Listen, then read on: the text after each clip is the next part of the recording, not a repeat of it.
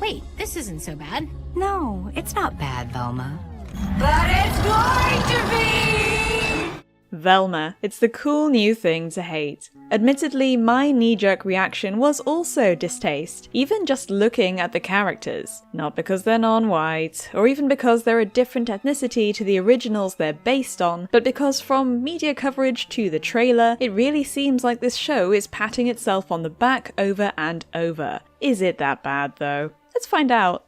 Episode 1. It starts off really weak. The opening scene is a little too over-sexualized for my tastes considering these are children, and then in the first 5 minutes we have 2 forced non-jokes about sociopolitics. Bad start. I'm going to be referring to that problem a lot, so I'll just play one clip here for now as an example. And how do you feel about race-blind casting, Daphne? Well, as an Asian woman, I, think it's cool. I mean, not to oversimplify a thorny issue, but everyone loves it when white people play Jesus or a professional boxer.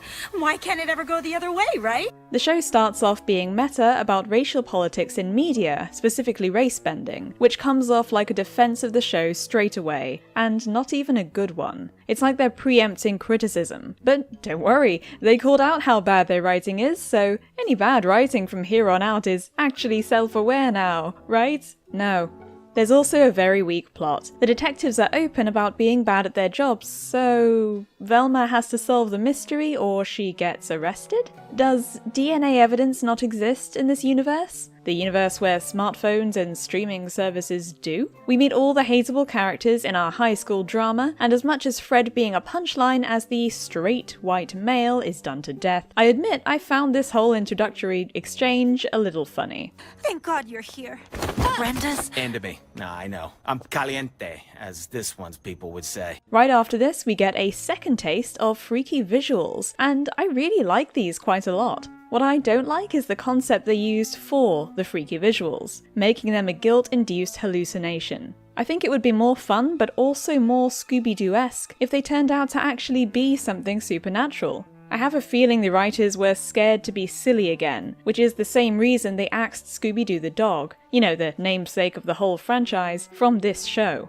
And they kind of add to this by suggesting that Velma's suffering palpitations or a near heart attack every time she experiences these hallucinations, and this is the justification for her and other characters taking them seriously. And with the whole plot of Velma's mother being missing, making her hallucinated mother actually something supernatural could have been double interesting. You could have even kept the heart attack element. She could be a ghost, an ethereal projection with Dia Dinkley, Velma's mother, being trapped in some otherworldly hellhole, you name it, you could do a lot of wacky stuff with this. On a different note though, I want to play you a clip. That was Brenda'S favorite song. And yeah, normally in pop culture, when a slutty girl is murdered, we're all a little like, well, maybe she deserved it. But that is what made Brenda so special. She was the rare slut that did not deserve to be murdered. I don't know if this is a culture gap issue, Americans please enlighten me, but I don't know what viewpoint is being parodied here. Not only has this never crossed my mind, it's never crossed anyone else's minds as far as I know, as I've never seen it even be a vaguely present concept in the public consciousness. I've never heard this joked about even a little, and it's absent from all relevant media I've ever come across in my entire life. And I love crime shows. So, coupled with all the slagging off the cool kids at school via Mindy Kaling's self-insert, this sounds like straight projection. Are you okay, Mindy? Velma may be innocent, but should I be calling the police on you? What's under your floorboards? This cynical, egotistical rambling is just such a recurrent issue in this show, and I think Brenda'S funeral is the only time we see it manifest in such an incoherent way. You can't even discern what social phenomenon the writers are referring to. It's just a bit unhinged. That being said, I actually enjoy Fred's monologues in this episode. Not high art, but not painful, you know? That's more than I can say for the rest of the cast's dialogue. It's like they wanted to make him a villain so badly that they took all of the many mistakes they've made in writing their good characters and did the opposite, accidentally creating someone halfway enjoyable to watch. The voice actor does a great job with him too, which isn't surprising. Tools! And the artists and animators add a little extra expression to him that just makes him doubly entertaining. Revealing Fred here in a sinister way, even if the whole joke is that his big secret is his prepubescence, was also pretty entertaining and felt like a fun start to the mystery Velma's trying to solve, even if the reason she's been put in this position of solving a murder is flimsy at best. So, episode 2. Okay, let's see here. Daphne is a drug dealer. A drug dealer? Really? What? Is this right? It comes out of nowhere and adds nothing as a sensible plot point or a way of forming her character, despite the writers helpfully giving us some more clunky expositional dialogue about Daphne needing the money to try to find out who she is. But that's later. The episode starts off with cool observational humor. All our classmates are idiots or sheep, so let's assume they're high. Man, if I ever even think about getting into 420 culture, or especially 420 related humor, kill me. You know what 420 is, right? Yeah. It's code for adults who still watch cartoons. Those are all white people, Daphne. Minorities on TV can only deal drugs to escape poverty.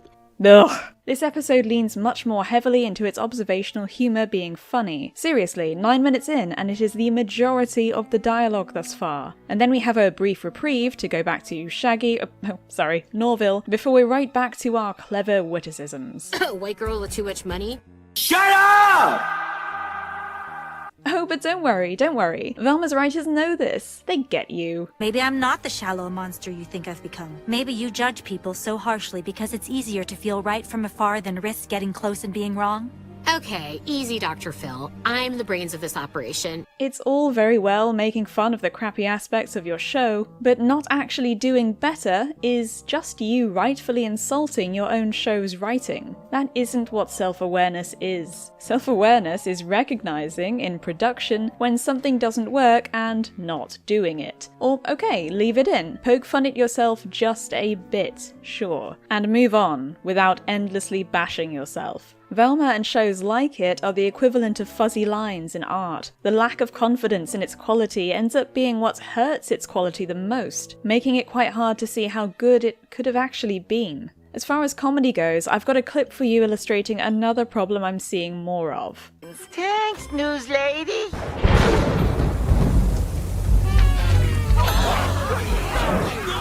Stop! No pictures! Unless it's in portrait mode! Oh God, he looks like Hitler!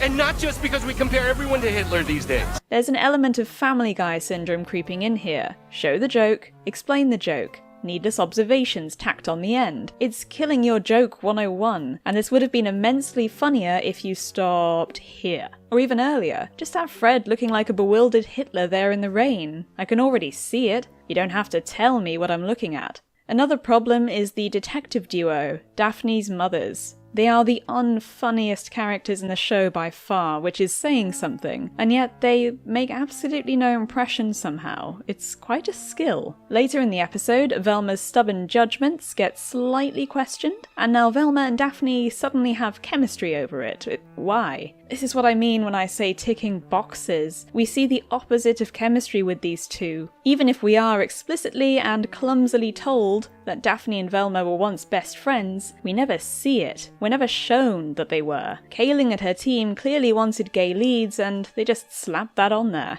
On a plot level, by the way, a man losing the case because of Fred's outburst doesn't make sense either. What, this whole trial just ends here now? I don't need it to be realism, but is there no point solving this mystery now that Fred's been found guilty? The end of this episode feels like a dead end. Will episode 3 answer this?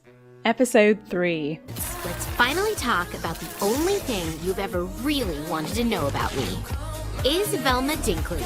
Velma, snap out of it! That's presumptuous. Throughout this whole episode, the show plays up Velma having a crush on a woman. Nobody cares, but the writers seem to think this is a novel or an interesting thing, and it just isn't. And for a show that loves to bleat about how socially aware it is, it does the very 2000s thing of forgetting that bisexuality exists. Why are you gay? Sure, your orientation might change over the course of your life, but Velma's attracted to a man and a woman at the same time. The only good thing about the start to this episode is the kind of cute clumsiness montage. The context is executed in a cringy way, but still, kind of endearing. Oh, and more observational humor. Deal. You possibly being gay is a huge deal. For one, it reduces me to a cliched straight best friend. Why don't the boys have to take a don't murder girls class? Ugh. Half the plot of this episode centers around said self-defense class, but from Daphne and Velma's little I don't really like you tiff in the bathroom onwards, the dialogue gets extra clunky and expositional, telling us how it's all about women showcasing how non-vulnerable they are, over and over. I am not vulnerable! No one will ever hurt me! We get brief glimpses of the actual murder mystery going on, and every time a clue is revealed, like through Norville giving therapy, we learn of Dear Dinkley's phone last pinging at Fred's house. And I'm actually enjoying the show a bit at this point. But then it's time for hashtag girlboss power anthems. And high school mean girls. There's still the odd bit of actually funny-ish irreverent humour here. A pattern is emerging. The poorly written high school drama and observational cringe. Yeah, but isn't it a little comforting to see a rich white guy get wrongly convicted for once? I'm too distracted to enjoy it. Has a handful of funny little moments and interesting interactions sprinkled in. I was also surprised to see a comedy style straight out of Drawn Together too, with that extended scene of weird silence. I haven't seen that in a while. Episode 3 ends with another clumsy bit of exposition. This could have been much better executed. More importantly, character drama, which is the focus of this show, doesn't work if all the characters are one-note jokes, and we don't care about any of them. And we're on to episode 4. The theme of this episode is popularity, and one of the opening lines of this episode perfectly encapsulates what I can only assume is Mindy Kaling's bitterness over her time in high school. I hate hot girls. I genuinely feel bad for her because this is embarrassing. And, well, I guess we get the answer to my question about the end of episode 2. The good news, as this new girl was murdered while Fred Jones was in jail, Fred is exonerated and going free. We also get another flimsy premise to move the plot along. Velma has to make a list of the hottest girls, because it's determined that all 3 murder victims thus far are hot. Oh god, they're children, please stop. And the hottest girls get police protection. This is a clumsy segue into more high school drama, and Mindy Kaling again projecting how she never moved on from high school teasing. But you can't just imprison a totally innocent person. What don't you get about cops? Subtle and true. Norville goes on an investigative tangent after a geode is thrown through Daphne's window, and this kicks off the only mystery investigating portion of the episode, which is a bit bigger than it was in episode 3, thankfully. It's weird to me that the shaggy stand-in of all characters is the one actually driving the investigation. Norville is more like Velma than this Velma is. I found myself enjoying every scene he was in that didn't include Velma, because it drove the story and was actually interesting, and he's a pleasant character. Unfortunately, however, they do something cringe with Fred in this episode. He reads the feminine mystique and is suddenly fixed, valuing inner beauty now instead of what is conventionally hot on the outside. Interestingly, the show seems to almost understand why Velma's brand of feminism isn't very pro-femininity at all. Unkempt does not equal the only way to be real. But just like when the show acknowledges why its writing is bad and then just continues, the show also acknowledges Velma's trash takes as trash, and then just keeps playing them as the straight man takes in this universe. It's gone, Velma. This wasn't an exercise in deprogramming, it's an exercise in slut-shaming. No woman should ever have to change who she is or how she dresses to not be murdered. But you're more than your looks, Olive. You can reverse your car without even looking at the camera. I know, Velma, just like I know I love looking hot.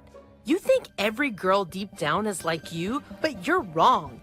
In fact, your definition of womanhood is even more restrictive than ours. Norville's investigation continues, and for some reason I guess Daphne's origins are being woven into this. Why? Could this just stay a murder mystery? I don't trust the writers to take this in an interesting direction, to be honest. And we're back to Velma.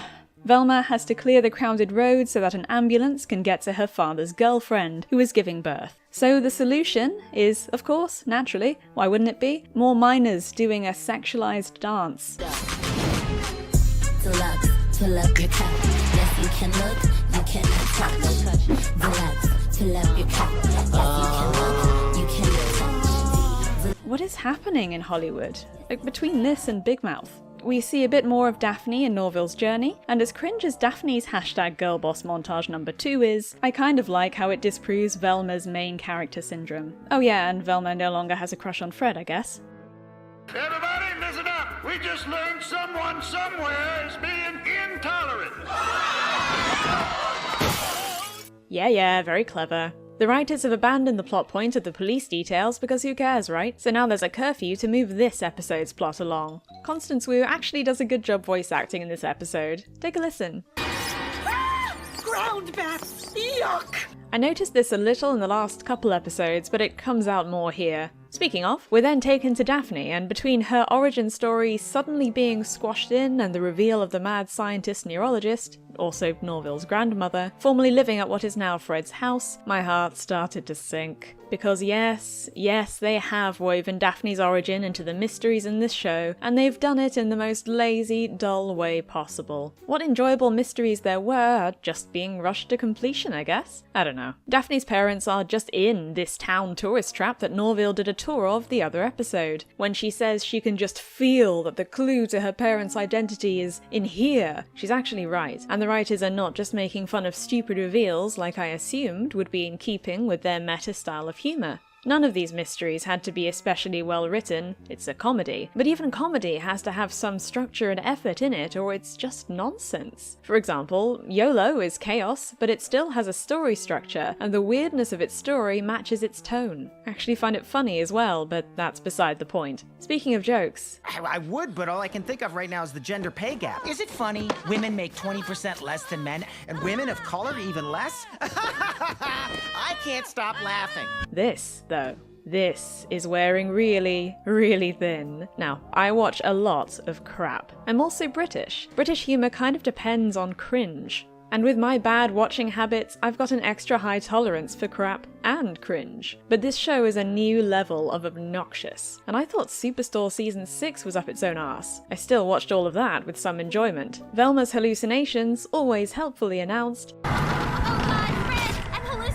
are used as a plot mechanism, I guess? Because without Norville simping making her laugh, she apparently stands a high chance of death. So I guess she's now motivated to separate Norville and his new girlfriend, Gigi. Which brings us to the showdown between the girls, the flute off, which is about as engaging as...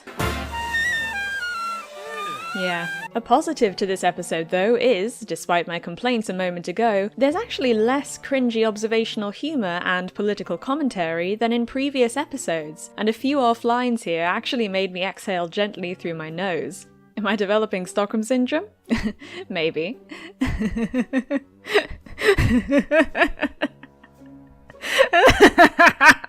Another general comment on this episode though, the pacing. This felt like they shoved way too much into one episode. I kept rewinding because something plot-changing suddenly happened and I was sure I must have somehow missed a few scenes. It's not too challenging to follow, it just feels like you're watching the show on fast forward. It's off-putting. On to episode 6. Who felt he could use it to spy on what he believed to be the biggest threat to the American way of life. Oh, let me guess. Communists? Meat made from plants? Women's sports? No. Meddling kids. And hey, they said the phrase. Wrapped up in more pseudo-intellectual commentary. He called the program the Special Covert Operations Brain Initiative, or Scooby. Scooby? And wait, what did Scooby do? They basically cram all their references to the franchise in these opening 5 minutes so they can tick them off. We do finally get some more insight into the murder mystery itself and other mysteries, which is the best part of this show. We also meet Daphne's biological parents, which we were all, of course, eagerly awaiting. It turns out, as we learned in last episode's breakneck storytelling, Daphne's police officer mums aren't actually her properly adopted parents, and we learn that baby Daphne was actually taken from a criminal gang that included her parents. Again, this episode's humour was better. Definitely far from being outright funny, and it's still plagued by stupid commentary, but again, not as much as episodes 1 through 4. Maybe they're over the awkward hump of early show writing. Maybe it's because of all the plot stuff they're trying to very, very quickly shove into one episode again. The show establishes that the real root cause of her hallucinations is the strained relationship between Velma and her father Aman. They try bonding, and this was actually mildly amusing and enjoyable to watch. Again, that might be the Stockholm Syndrome talking. The writing ruins it a bit by pointing out its own jokes again. Can't a father and daughter just enjoy a nice meal at a strip club without it being awkward? No? But the writers finally seem to start understanding that you should play to your anti-hero being a bad person, and that's where a lot of the good jokes are in a character-focused comedy. But they speedrun this too, and not in a way that's entertaining. It's just off-putting again. They ran out of time and you really feel it. It's the same issue Vivzy Poppers had in season 2 of Hell of a Boss. Just slow down. Norville's also suddenly a faux bad boy. This felt like a punchline we didn't see any setup for. Like, any. A few offhand comments and a short plot in episode 5 about how Norville and his dad are betas, and yeah, we missed a scene here. Maybe I blinked. Speaking of, blink and you'll literally miss Daphne's dad suddenly holding a gun to Daphne's head. Betrayal. Daphne's dad Darren is wearing Brenda'S vest top as a rag tucked into his trousers, so we now also finally have a link to the murders from this blandly written Daphne origin story. Daphne's non-bio mothers are suddenly rescuing her, criminals aren't cool after all, her bio family actually ditched her, she's going home now, everything's normal, Daphne's character arc is over. Whew. Velma'S hallucinations become a plot point once again. Does the show even stop and breathe for long enough that we can discern what can be called a plot in each episode? We suddenly move from like a 20-second sincere bonding speech between her and her dad to Velma'S hallucinations spiraling out of control and Velma'S dad not believing Dia's missing and then seeing the Jinkies note and whoa, he believes it now. It all happens in literal seconds, I'm not joking. The pacing issue really stands out in this episode and in episode 5. It's like they knew they wouldn't get much time because they anticipated a bad reception to some degree, and they'd probably blame it on brown girls not being allowed to love ourselves on TV, but if you want to make a story, you have to be selective. Restrictions breed creativity for a reason. Don't sacrifice your story to spite time constraints or medium constraints you might face. They should have axed or reduced the side plots in a major way. For instance, reveal the clues to Dia Dinkley's fate differently. What did doing a whole origin story for Daphne do? Nothing. It wasn't even entertaining. We're on to episode 7, and Velma'S hallucinations are just cured now, I guess, after 6 episodes of making them such a thing. Okay. The tone shift here in this opening fake-out is weird. I was genuinely shocked Sophie had suddenly been killed too, but it's a fogposal. Okay. In a better written show that might have actually paid off some. We then learn that the curfew is gone? Because the whole town has just decided the killer is a ghost? I know Velma makes this point too, but this is genuinely ridiculous as a writing choice, and it doesn't play as funny, just incompetent. Snap back to the Joneses, and Fred is threatened with being thrown out for not getting a hot enough date for Fogfest, because his parents want him to be Fog King, which we're now discovering is a thing.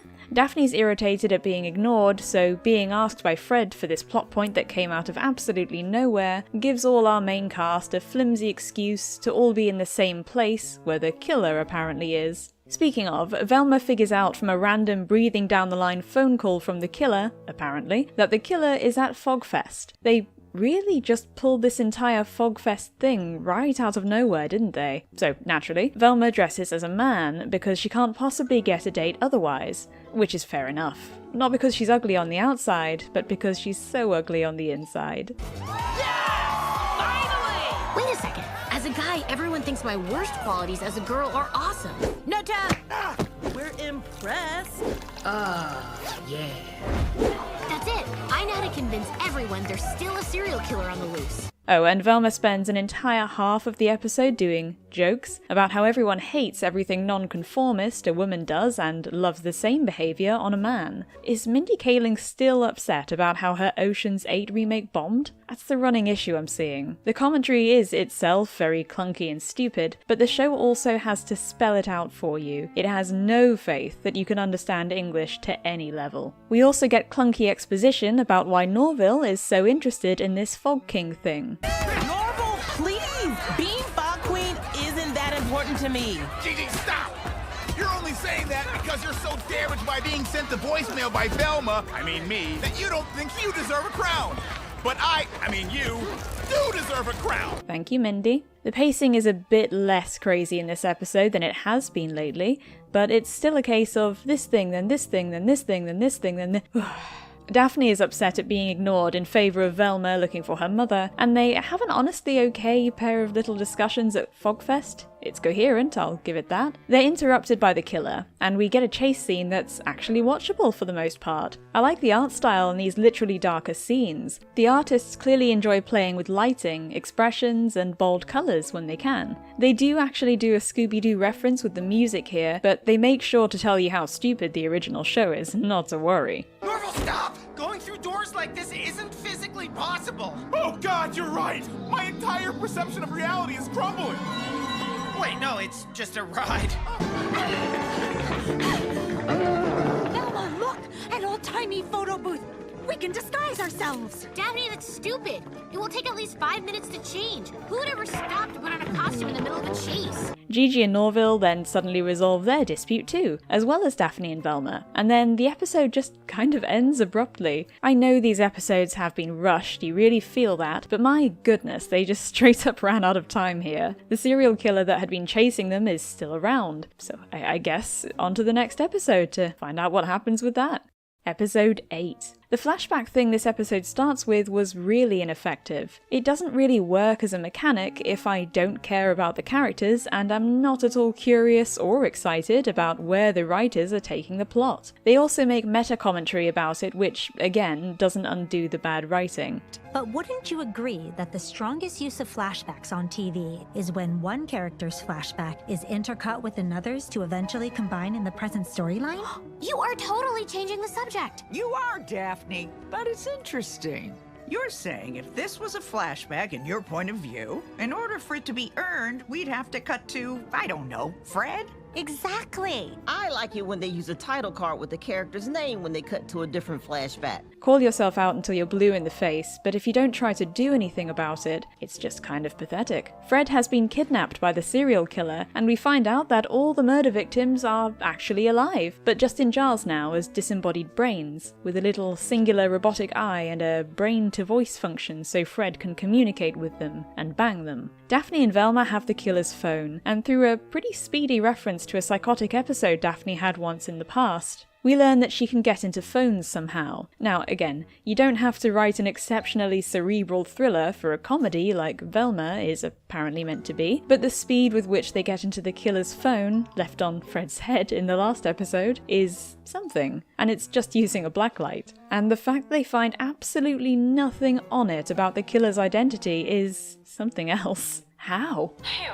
You going from Daphne to Velma is worse than going from a beloved cartoon to a playful reimagining. There's a lot more meta-comedy in this episode. If Norval could take a hint or read a signal, we wouldn't be stuck here like a 127 hours reboot with a bigger, more diverse cast that old people will gripe about. Ugh. Also, through glimpses we get of furtive glances at Daphne's phone, we seem to find out that Daphne and Olive are apparently maybe involved with each other now. Come on, Daph. For May, let's try a picture where I'm only wearing flowers on my privates. Let's discuss inside.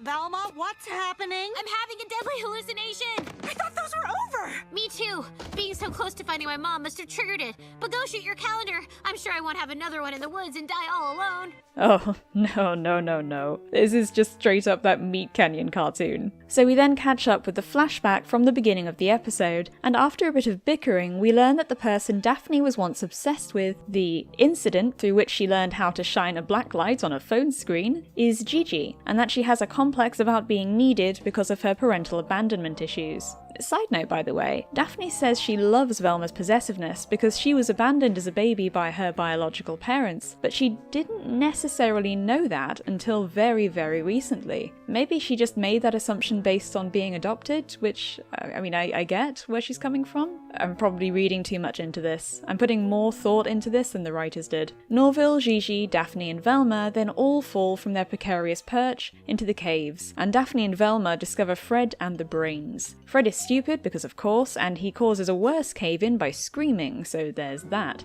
In the wake of Fred's little hysteria fest, Velma falls into a crevice and it's her mother who catches her. Yay! I did get a little nose exhale out of the odd line from Dia Dinkley, to be fair. They didn't really build up her character, but they certainly built up the mystery of her disappearance, and her turning out to be okay to watch doesn't hurt. They do completely gloss over the idea that she was kidnapped and just make that assumption, which seems to be correct, but you could easily say the characters are not exactly in a headspace to be thinking things through properly right now. Oh, and then in the post-credits scene, they're all rescued, and Dia doesn't remember who kidnapped her. Ah, great. You know, when she pauses here on her way to the hospital, I thought they were going to have her die suddenly of shock or something. That's how poor the writing in this show is, that was plausible. Well, on to episode 9 to figure this thing out. Hey, no offense, but can we just let the actual doctor explain? Just being a white guy with a clipboard doesn't cut it anymore. Please stop. Everyone, and I mean every one of our core cast, gathers in the hospital with Dia Dinkley, and Norville's dad arbitrarily decrees that Dia must be kept happy for the next 72 hours exactly, or she'll lose her memories permanently. The writers have just given up, haven't they? Daphne and Velma decided in the last episode, in the space of about 5 seconds, to be a couple. They pick this up again, and it kicks off a bit of a plot about Daphne no longer being popular, and the brains now being popular despite their lack of bodies. And Gigi is just part of the bullies group again? Oh, okay. The dialogue in pretty much every Dia and Velma scene in this episode,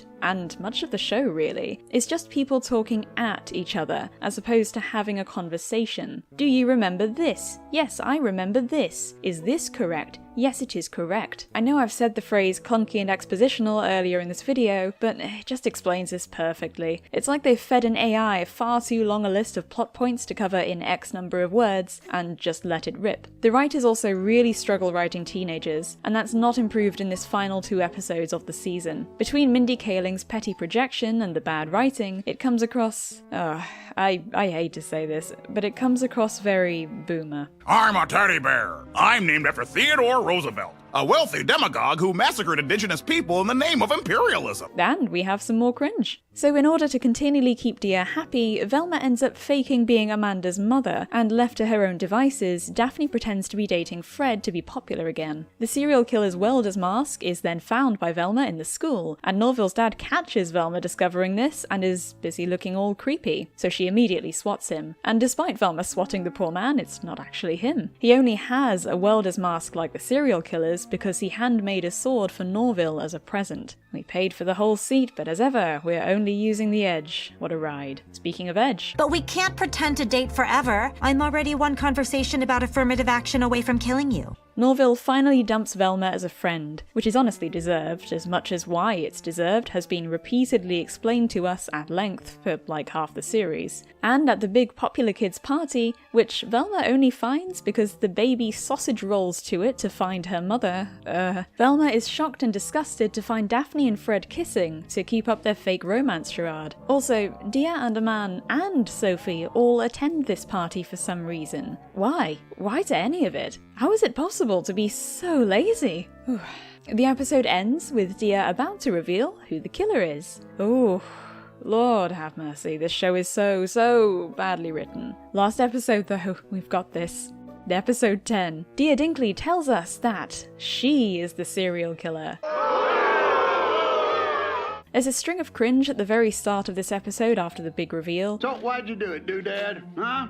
Your choices on the lady confession form are revenge, jealousy, or you know how we get? Mindy Kaling is not letting us off easy. Of course, Velma doesn't want to believe that Dia is the serial killer behind all these horrific acts of mutilation, and demands to speak with her. The police officers tell Velma that there is no way she can interview her mother to confirm her guilt unless she herself is arrested, for murder and literally nothing less. Because all cool fashion advertising for teens is just trashy, pedo-tinged sex stuff. Oh wow, was this show actually self-aware for a second? White privilege then becomes a plot point, because Fred helps Velma by getting her arrested, just for claiming to be bothered by her, which I guess is treated in an equivalent way to murder. This gives Velma the chance to confront her mother after all, after a whole 3 minutes of build-up, and she asks her mother the fatal question. But Dia just confesses again, and her little eye sparkles show us that she was hypnotized, and isn't actually choosing to say these words. The show also explains it too. So it looks like Dear Dinkley is not the one we're looking for, bearing in mind both that and a few flashbacks we get from the previous episodes. The mystery continues. We get a big old explanation of new info we've never had before, and once again in the investigation, things just kind of happen with no build-up and no work being done. Thing 1 happens, then Thing 2 happens, then Thing 3 happens, and there is no connection that might help you deduce this series of events. The writers are just going through the motions. Lucky Velma, I suppose. They briefly flit back to Norville being put out by his mistreatment by Velma, and then back to Velma to have her actually feeling some guilt and affection for her former friend. Velma then decides, almost completely arbitrarily, to check the pocket watch Dear Dinkley found, and determines it was made by the Jones Accessories Company. So she goes to the Joneses' manor. She uses Dr. Perdew's journal, Norville's mad scientist grandmother if you recall, to very, very quickly find the kidnapped Daphne and Fred in the caves. She'd have found it just as quickly if there were aircraft-style floor lights in the bottom of the caves guiding her to them. She dukes it out a bit with the serial killer, and then Velma has solved it. She's pieced it all together, the brains of the operation, using information she learns off-screen. Really? The killer is Fred's mother. Her motive is to give Fred a better brain. No, I'm not kidding. So, she conducted all this mad science a la Dr. Perdue, but can also hypnotize people like Dear, Velma, and even Mr. Jones to do just about anything under just about any conditions for at least several years in Dear and Velma's cases. If she can hypnotize people like this to make them do what she wants, and all she wants Fred to do is just behave a little less embarrassingly, why do any of this? She's demonstrated how clear she is on what exactly the family business needs to succeed, so why not just hypnotize Fred and let that be that? They break free of their restraints by Fred doing that one American Dad scene. Don't you do it, Fred. Don't you go bananas. Oh, it's happening! Don't you dare. No, stop it! You best not go bananas. Here I go!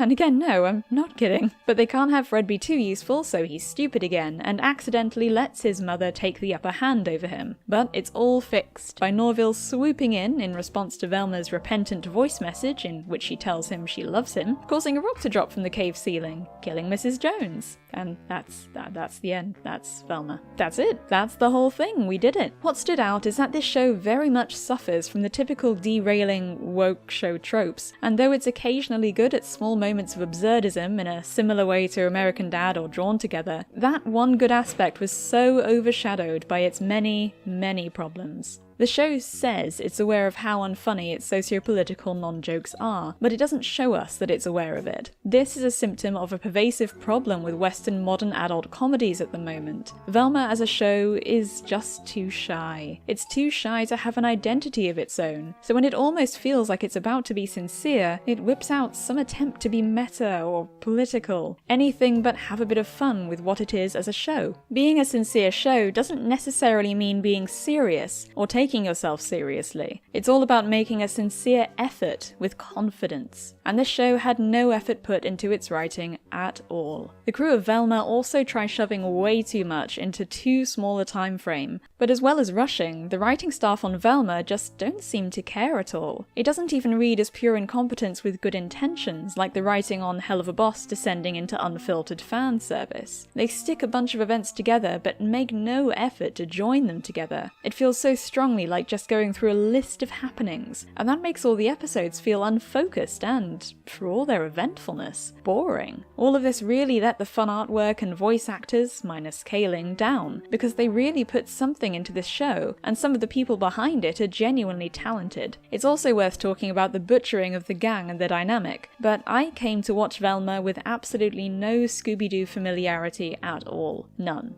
Not even clips. And I think the perspective of Scooby-Doo fans is important to have when reviewing a quote-unquote prequel. So, over to Hasselvania.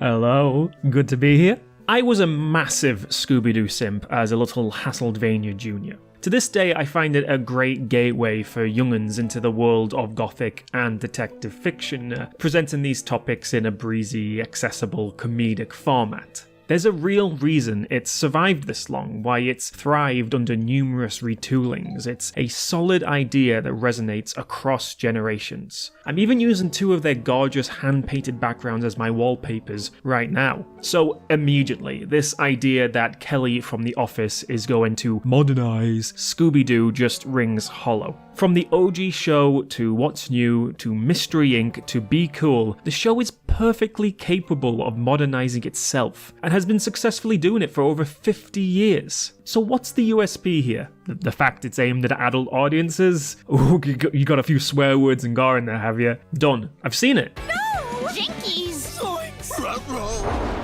Son of a bitch. If that guy can die for real in this cartoon, that means we can too. So conceptually, from the start, the reboot isn't as necessary nor as unique as the marketing and Kaling would have you believe. That's not the end of the world. In fact, it's not even accurate. This isn't a remake of Scooby-Doo. In fact, it's not Scooby-Doo at all. And not just because they forgot the dog! There is next to nothing in this show that resembles any of the preceding versions of the franchise, outside the odd musical sting or joke about how shit the old show was. It's the most accurate example of in-name only I've ever seen. Velma is still technically the brains of the operation, sure, but she's also a petty, mean, racist little goblin no one likes. Daphne is no longer the heart of the group, but now a drug-dealing bitch/love interest. Shaggy is neither cowardly nor gluttonous, nor even shaggy. He's a social influencer simp called Norville. This is an original character.